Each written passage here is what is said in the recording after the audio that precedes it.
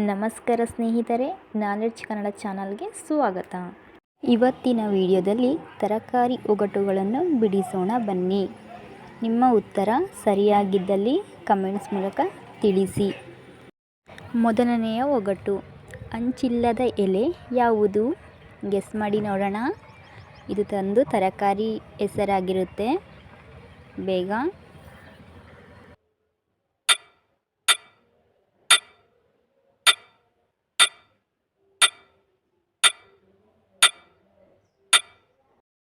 ಉತ್ತರ ಈರುಳ್ಳಿ ಎಲೆ. ಈರುಳ್ಳಿಯ ಎಲೆ. ಎರಡನೇ ಪ್ರಶ್ನೆ, ದೊಣ್ಣೆಯಂಥ ಹುಡುಗ, ದೊಡ್ಡ ಬುಟ್ಟಿಯಂಥ ಟೋಪಿ. ನೋಡಿ, ಇದು ಕೂಡ ಒಂದು ತರಕಾರಿ ಹೆಸರಾಗಿರುತ್ತೆ. ಆದಷ್ಟು ಬೇಗ ಗೆಸ್ ಮಾಡಿ, ನಿಮಗೆ ಗೊತ್ತಿರುತ್ತೆ.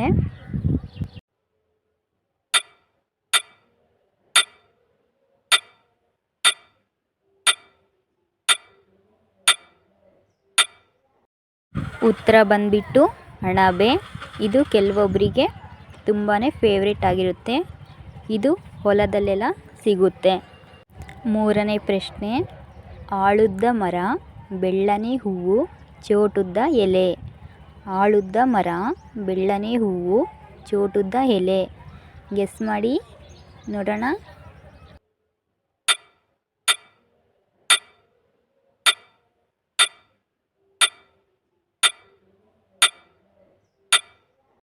ಉತ್ತರ ನುಗ್ಗೆ. ಉತ್ತರ ನುಗ್ಗೆ. ಇದು ನಮ್ಮ ದೇಹಕ್ಕೆ ಒಳ್ಳೆಯದು ಹಾಗೂ ಆರೋಗ್ಯಕರವಾಗಿರುತ್ತದೆ. ನಾಲ್ಕನೇ ಪ್ರಶ್ನೆ, ಬಿಳಿ ಎತ್ತಿಗೆ ಹಸಿರು ಬಾಲ. ಇದು ಕೂಡ ಒಂದು ತರಕಾರಿ ಹೆಸರು ಆಗಿರುತ್ತೆ. ಇದನ್ನು ಸಾರು ಕೂಡ ಮಾಡ್ತಾರೆ ಹಾಗೂ ಚಟ್ನಿ ಕೂಡ ಮಾಡ್ತಾರೆ. ನೋಡಿ, ಯೋಚನೆ ಮಾಡಿ ಹೇಳಿ.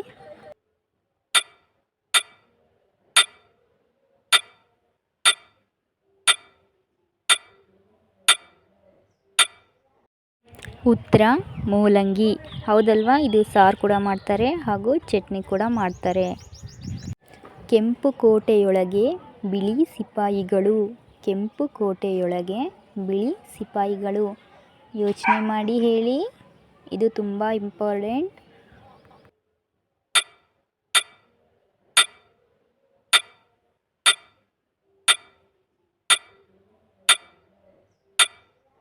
ಉತ್ತರ ಟೊಮೊಟೊ ಮತ್ತು ಅದರ ಬೀಜಗಳು. ಇದು ನಾವು ಏನೇ ಅಡುಗೆ ಮಾಡಬೇಕಾದ್ರೂ ಇದು ಕೂಡ ತುಂಬ ಉಪಯೋಗ ಆಗುತ್ತೆ. ಚಿಪ್ಪುಂಟು ಆಮೆಯಲ್ಲ, ಜುಟ್ಟುಂಟು ಪೂಜಾರಿಯಲ್ಲ. ಚಿಪ್ಪುಂಟು ಆಮೆಯಲ್ಲ, ಜುಟ್ಟುಂಟು ಪೂಜಾರಿಯಲ್ಲ.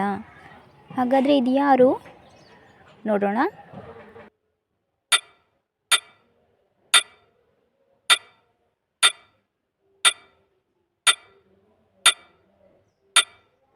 ಉತ್ತರ ತೆಂಗಿನಕಾಯಿ. ಬಿಳಿ ಪೊರೆ ಬಿಡುವೆ, ಹಾವಲ್ಲ. ಗುಂಡಾಗಿರುವೆ, ಗೋಲಿಯ ಗುಂಡಲ್ಲ. ದೇಹವು ಮಡಚುಗಳಿಂದ ಕೂಡಿದೆ, ಆದರೆ ಕುಂಬಳಕಾಯಿ ಅಲ್ಲ. ಹಾಗಾದರೆ ನಾನು ಯಾರು?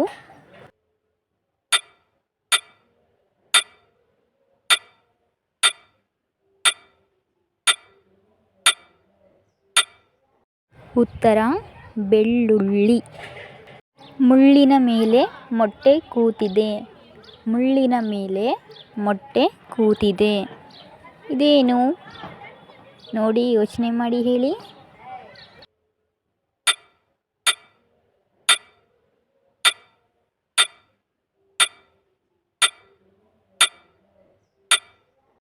ಉತ್ತರ ನಿಂಬೆಹಣ್ಣು.